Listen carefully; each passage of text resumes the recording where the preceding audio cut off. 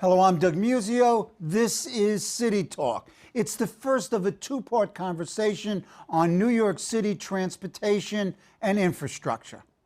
The MTA, the 2nd Avenue subway, East Side access, the number 7 extension, fare hikes, crumbling bridges, roads and tunnels, congestion pricing, East River tolls.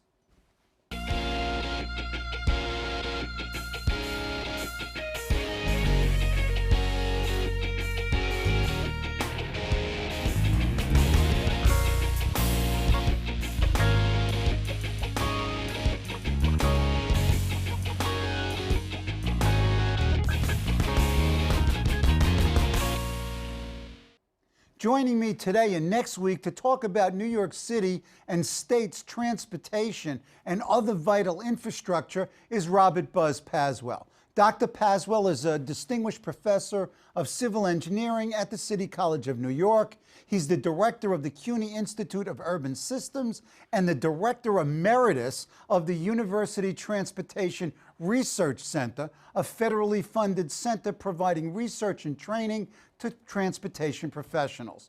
Professor Paaswell has served on numerous city, state, federal, and international commissions and task forces, and from 2009 to 2010, Professor Paaswell served as interim president of City College. Buzz, welcome back. Thank you.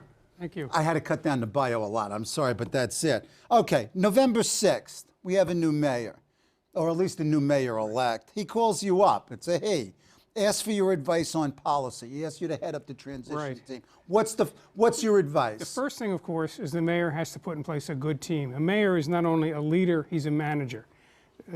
I say he because we only have 2 men running for mayor now.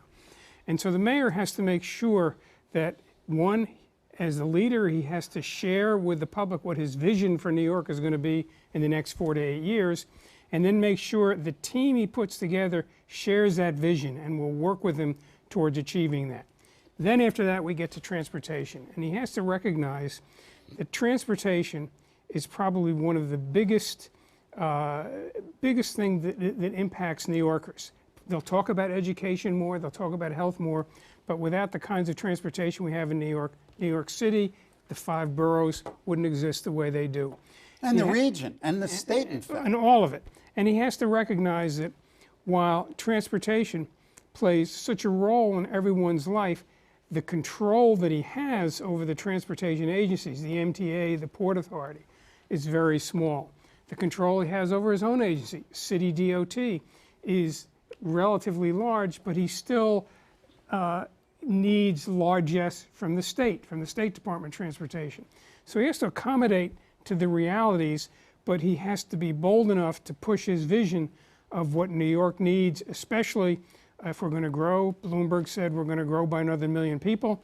My response to that is if we don't improve our transportation systems, the people aren't going to move here. So we need to have that joint investment both in housing and education, but certainly the underpinning of transportation. Okay, if you look at both Joe Loda's and Bill de Blasio's campaign rhetoric or campaign agenda on transportation, my sense is that this is really very vague and it really doesn't provide anything like the vision that you're talking about. For example, let's start with Loda.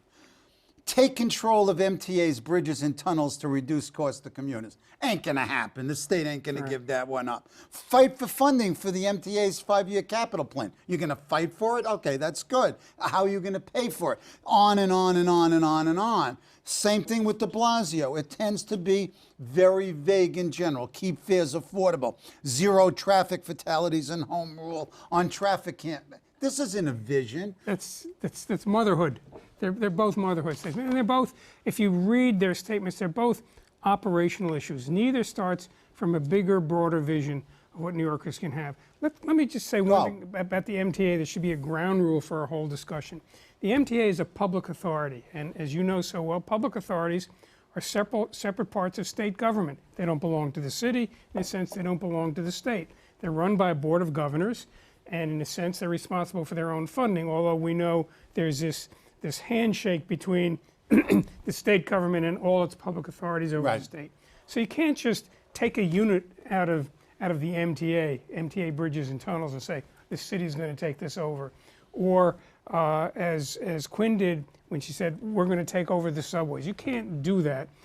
What the city can do, the city has to use the MTA as a bully pulpit, the way the mayor of Toronto did years ago.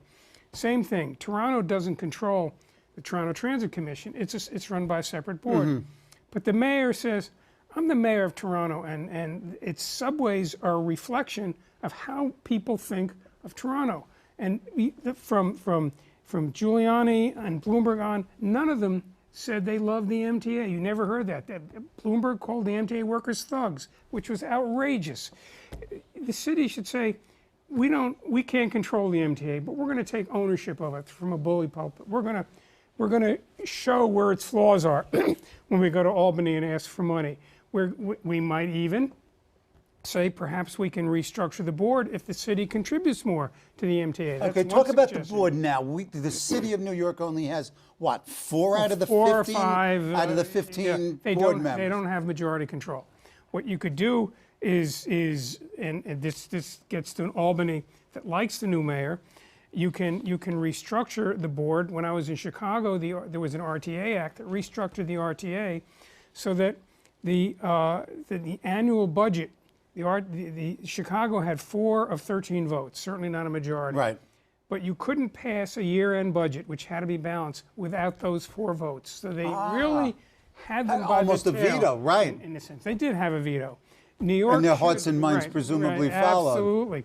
And so you need something for negotiation. New York has 80% of the ridership, but it's pulled out a lot of the funding. It didn't want to fund school kids. How can it not fund school kids? It didn't want to fund this. It didn't want to fund that. The state pulled out. Under Pataki, they did everything with bonding.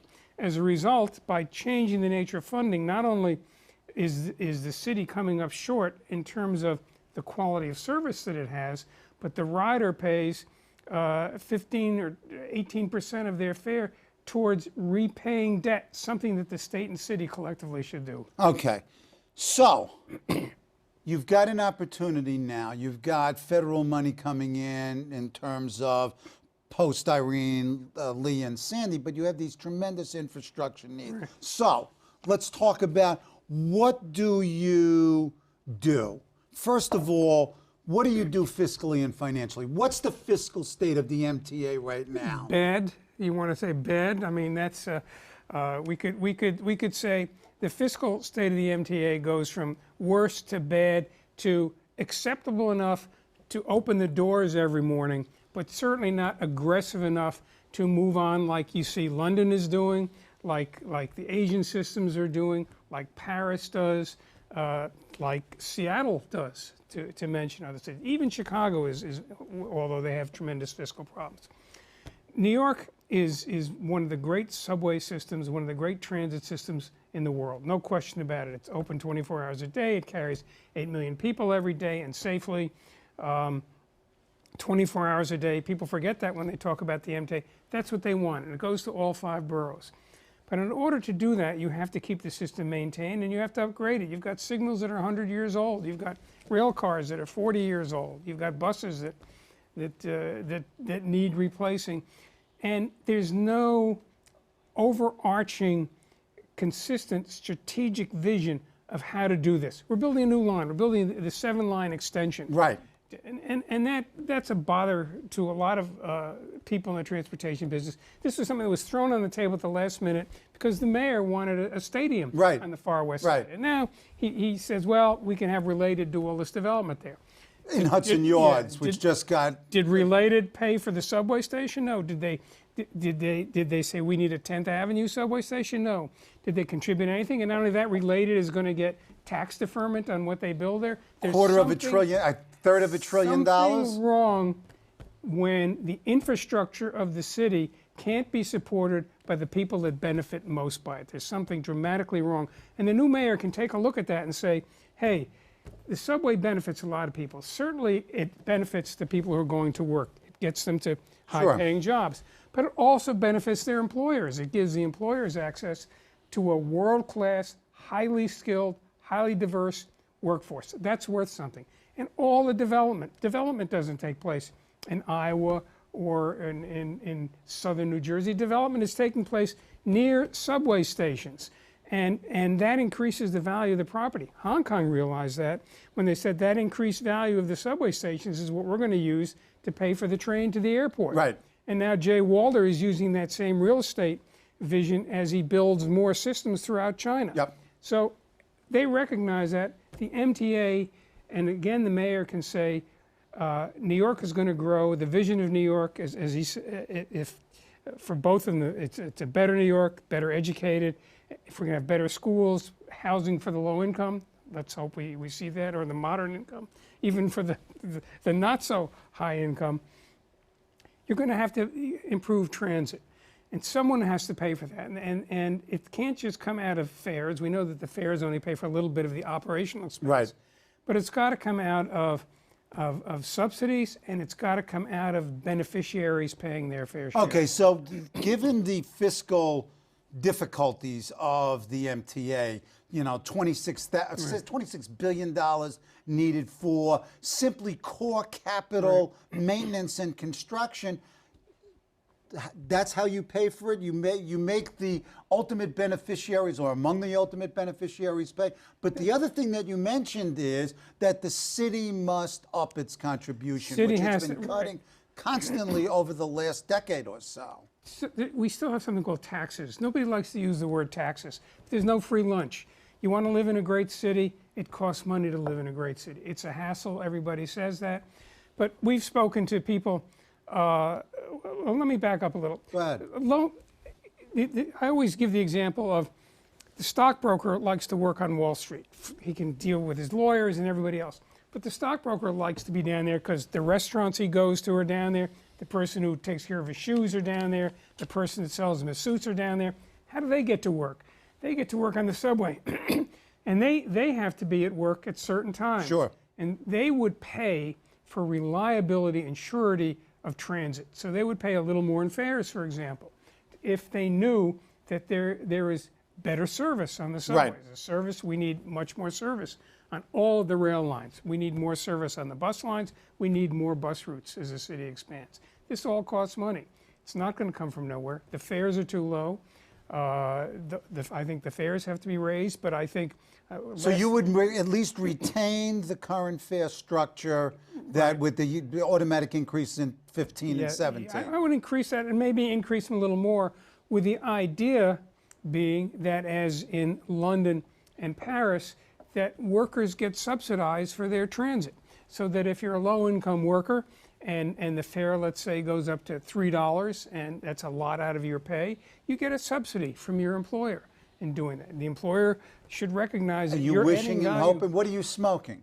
Well, listen, the reality is that these things have to happen. New York has to improve its transit. New York is fighting a global battle, not just with London and Paris, as we New Yorkers like to think, but with Mexico City, with Rio de Janeiro, with Buenos Aires, in this hemisphere. And it's fighting a global battle with Shanghai and Hong Kong, and it's losing that battle quickly. Okay.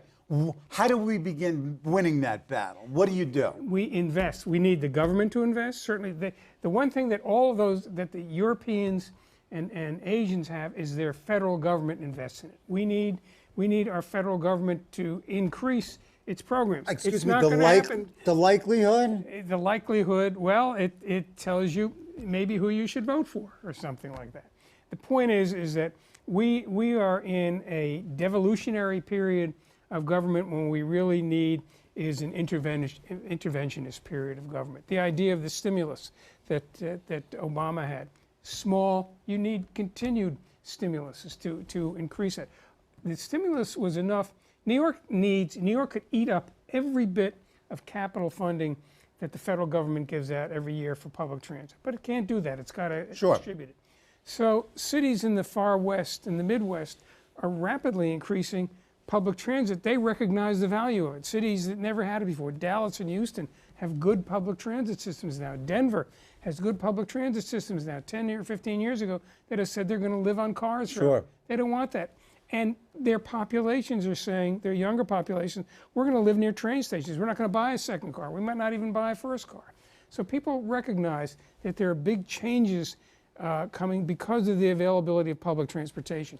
New York has the best in the country, one of the best in the world, but it can't stay the best if it's got to invest.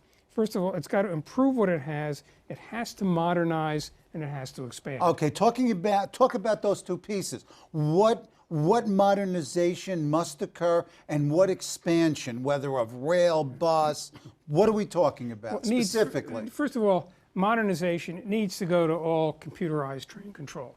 It's got to have signals so that you know where all the trains are all the time. Which we don't know from the now. operation thing, and you know on your iPhone where all the trains are and where they're going to come. Just as you're going to soon know where all the buses are. It's information. It's going to be transportation is going to be information rich. You want to go through the turnstile quickly by just flashing your iPhone over a little gizmo that reads your iPhone like you do on Amtrak now and knows you've paid your fare. It doesn't slow anybody down. It makes loading and unloading more quickly.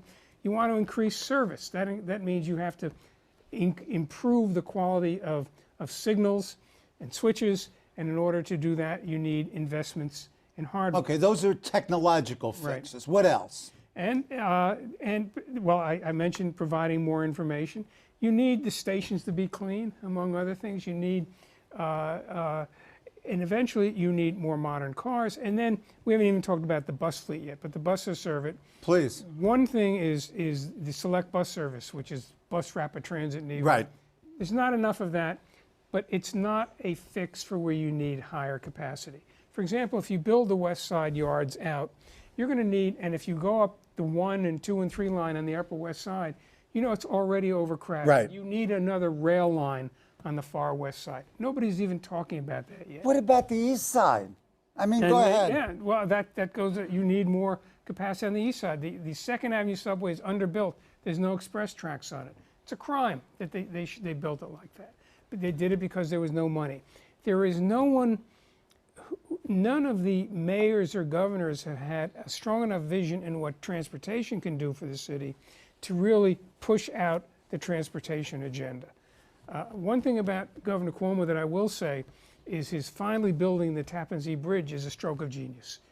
Now, not everyone might like the fact that Why is it a stroke of genius for us? Because it's lingered for years and years. We haven't built any major facility like that. It reminded me of Robert Moses. He finally just put heads in the room and conked them together and said, we're going to build the Tappan Zee Bridge, we're going to do it this way, and we're starting construction now.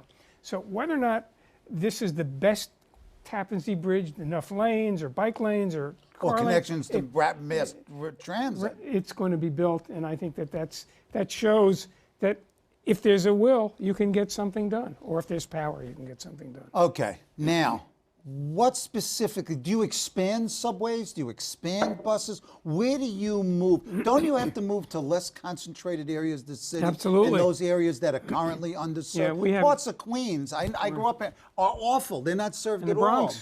And, well, I lived there too. In Staten Island, more rail on Staten Island. Right. But how do you pay for it? I mean, come on, this sounds like wishing and hoping. You know, this is New York. This is the New York that built the Empire State Building, built the Chrysler Building, built all the subways to start out with, you know, built Macy's and Gimbels and everything else that we know, in the Botanical Gardens. This is, you know, one of the wonder cities of the world. Mm-hmm. One of the becoming older wonder cities of the world. And physically deteriorating. And deteriorating a little bit, but still a great place to be.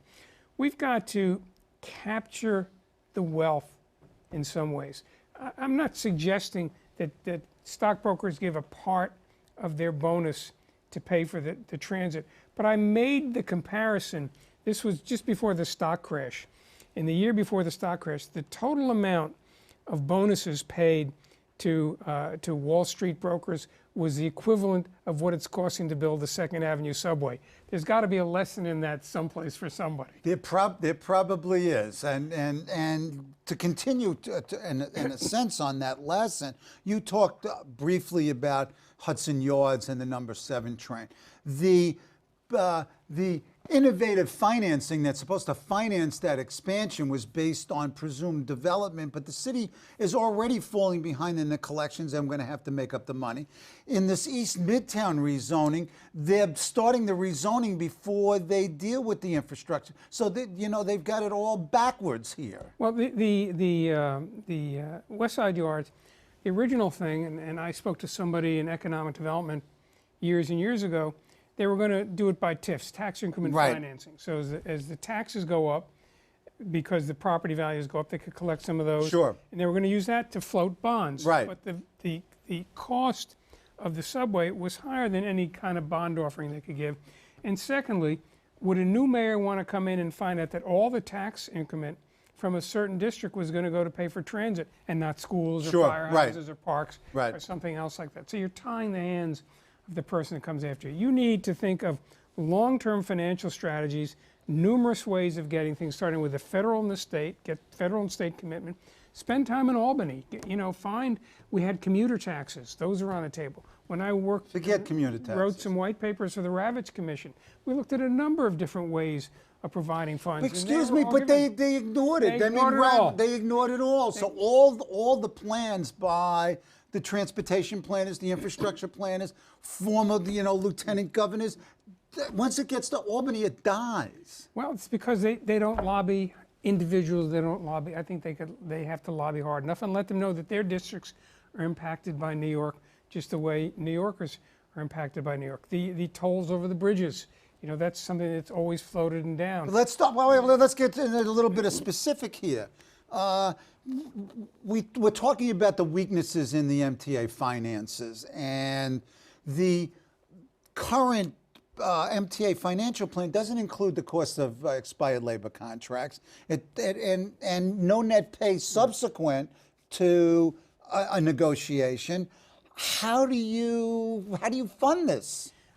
Well, I think they're going to. What happens? The model of the last 10 years in funding this is to moan and groan and put false tears on and say, unfortunately, we're going to have to raise fares, rather than thinking of spreading the cost out. It's politically easier. Yes, spreading the cost out. Little higher taxes on everyone, you know, a fraction of a cent of sales tax, perhaps stock transfer tax. They have it in Europe. It's not going to destroy the stock market. And then to begin to think of things like, when I say developers should help pay, it doesn't mean that developers should kick over $10 billion for a project. But developers could have zones, you know, if you were, I live on the Upper West Side, and I would say in the last 10, 12 years, from 96th Street, from Columbus Circle to Columbia, there's probably been 5,000 to 10,000 housing units built that use the one line. Right. And anyone that uses the one line and tries to get to work in the morning between 8 and 9 knows they probably have to wait for more than one or two Sure. trains, one or two or three. None of the developers, they built there because they had access. Right. Somebody's paying high rent because they have access to that. The public invested, the developers and the people who move in are taking advantage of it. So you could have condo charges, there's a million different kinds of things, but it's not That at least- free. There's no... Right, which is at least theoretically possible by, a public policy intellectual rather Right. than the political That's actors. right. Come on. But in the end, what's going to happen, one of two things are going to happen. One, people will begin to get angry and begin to yell at the first they yell at the city council that can do nothing about Right. it, yell at the mayor who has limited things, and then realize they have to yell at their assemblyman to deal with that, and their Because state it's an senator. ultimately it's an Albany It's an problem. Albany issue. Or they'll move out. They'll say, hey, it might be easier to live in Or the Jersey. system breaks down and Well, it's already doing that. Right. You ride the subway in the summer, 1 out of 10 cars probably doesn't have air conditioning on. I hate to say that, but 5 years ago, 6 years ago, trains wouldn't be allowed out for service. Right. They weren't. So weren't we're all air witnessing not quite the deterioration No, at not- all not that at we all. saw It's the late great. 70s, early 80s, but we're seeing some deterioration in the conditioning. service. A little bit, absolutely. Okay, what about things like tolling East River bridges and maybe Gridlock Sam's approach of, fair fares and tolls, where you would reduce some and increase others. Is that likely? Sam has a brilliant plan for what I'll call balancing the tolls around all the bridges in New York to do a number of things. One is to reduce truck traffic over the George Washington Bridge, which is a tremendous burden.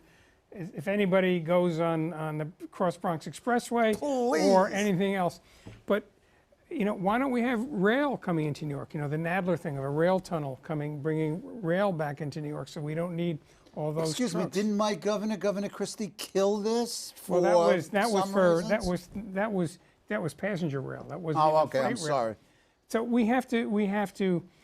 Sam wants to balance traffic by balancing tolls and by balancing the equity among things. It's a brilliant plan. It's probably worth having him on for a show. I did, and he argued for that. Right. And then the other thing that you were very supportive of, which died in Albany, was congestion pricing. Right. And that's not likely to come back for the same reason that it got killed in the first place. Well, out of borough and outside the city folks. But I think our state legislators have to take a really hard look at where all the congestion is coming from in Manhattan. And if you take a snapshot of a Manhattan street at 10 or 11 o'clock in the morning, you'll see that the vast majority of vehicles on the streets are buses, trucks, taxis, and black cars, and very few private cars. So the fact that somebody's saying it's causing a hardship, they're very small. And when Bloomberg proposed his first congestion pricing scheme, he had ways of giving back to the poor truck driver that had to come in and out, who would probably pass the cost on to his customer anyway. So the question is, let's get away from transportation and go back to our first question.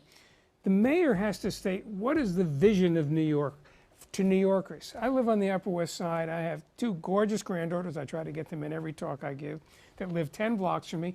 I want them to love New York the way I love New York. But in order to do that, it's got to be a healthy New York, one where you have great mobility, one in which the neighborhoods are vibrant.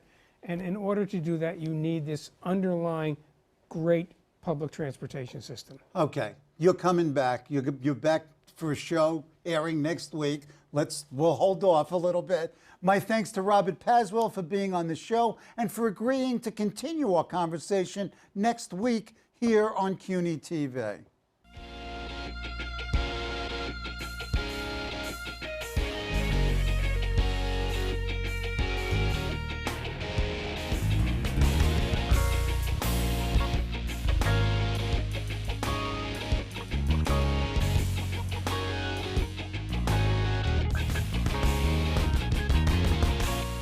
Hello, I'm Doug Muzzio.